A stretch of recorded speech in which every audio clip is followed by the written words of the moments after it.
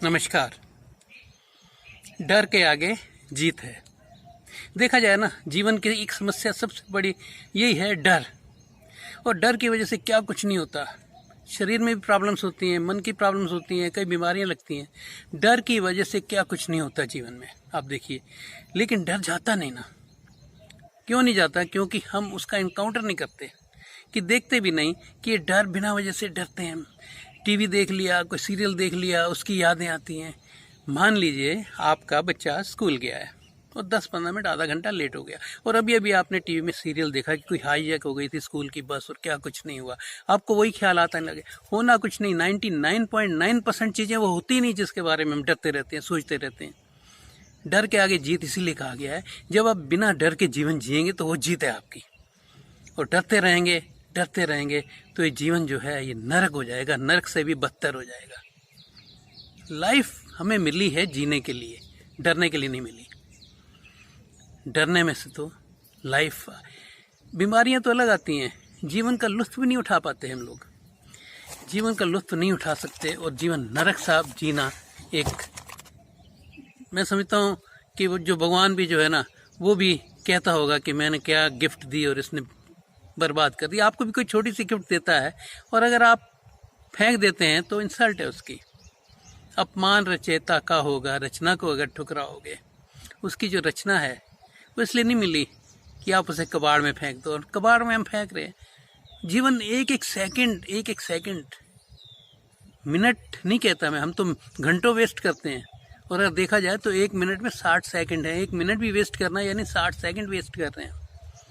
एक एक पल, क्योंकि ये आने वाला पल जाने वाला है। गाने भी ऐसे ऐसे हैं मजेदार कि आप खाली गाने देख लो ना, तो आप उसमें थोड़ा अर्थ लगाओ और आप देखेंगे आने वाला पल जाने वाला। ये रुकता नहीं है पल, रुकता तो कुछ है ही नहीं यहाँ पे। जीवन मिला है, ये भी चला जाएगा, रुकता कुछ भी नहीं। अगर बिना इसे जाने आपका जीवन वो वेस्ट है, वेस्टेज है।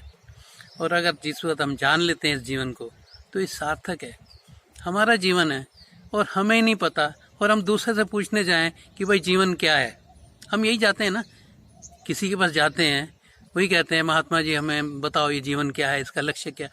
ये बेकार की चीज़ें हैं। हमारा जीवन हमें नहीं पता, हम दूसरों से पूछने जा रहे हैं। उसे क्या पता है? मुझे मेरा जीवन पता है। मैं अपने जीवन को जान सकता हूँ। मैं अपने जीवन को जान ही नहीं सकता बल्कि जी सकता हूँ। जीने के लिए मिला है जीवन, और हमने अगर इसे नहीं जिया और डरते रहे और बेकार की बातों में लगे रहे, होता क्या है? ये डर क्यों पैदा होता है? देखो, चीज़ें तो बहुत हैं डर पैदा। टीवी देखते हैं ना, वो यादें, अब विचार जो पैदा हो गए।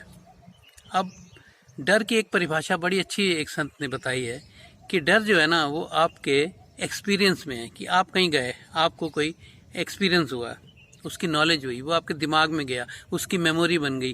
वो कोई चीज़ याद आता ही ना, कोई चीज़ याद आई तो बस वो पूरी घटनाएं सामने आ जाएंगी।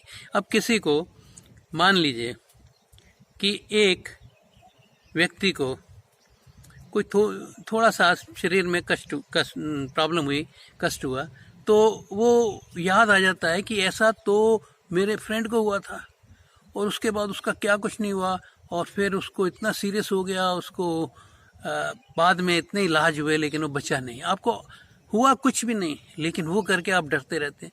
और जिस चीज़ को आप सोचते रहते हैं हो ही जाता है।